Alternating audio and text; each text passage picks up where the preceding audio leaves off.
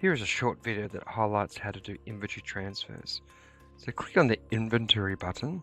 There is a button right here that's called create an inventory transfer. Once selected, you can then choose the opportunity from what location the goods are coming from and to what location those goods are going to. Remembering as well that you can that the creator is automatically being assigned. The inventory transfer number will automatically be created once it's confirmed.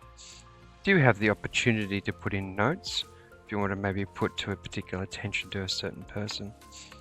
And then you just choose the relevant product. Now you can scan a product barcode right here.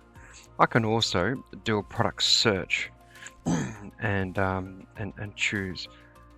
But to remember, one of the key points is that whatever size range that you choose, I must have stock on hand to be able to perform that transfer. This is alerting me already that I do not have enough stock on hand because the quantities are in red. So the values there must be black, and then this is the actual stock on hand of the sending location.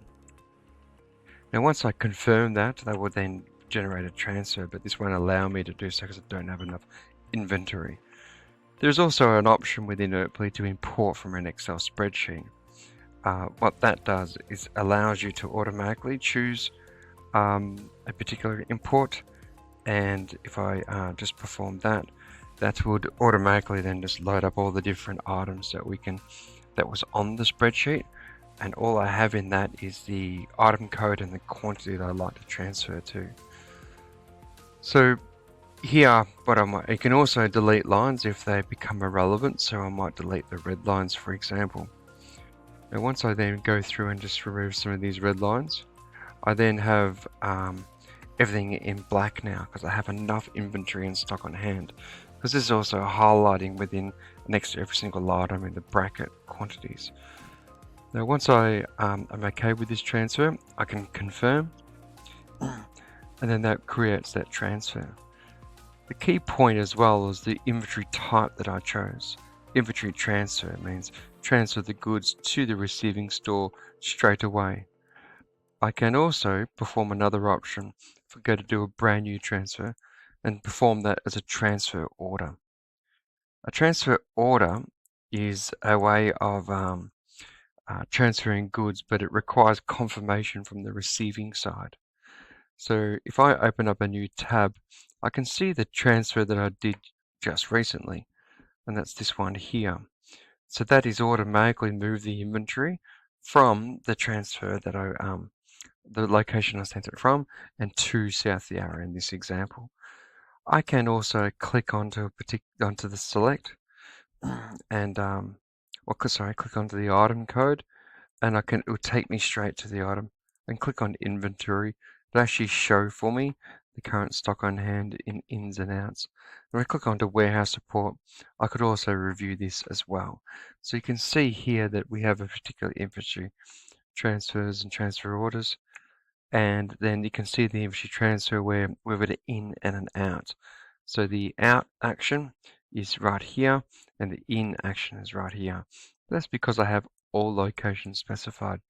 If I click on to South Yarra, that would automatically just filter now of all the different ins and outs just to that location. So there is that corresponding in transfer where the item went from 0 stock on hand to 2.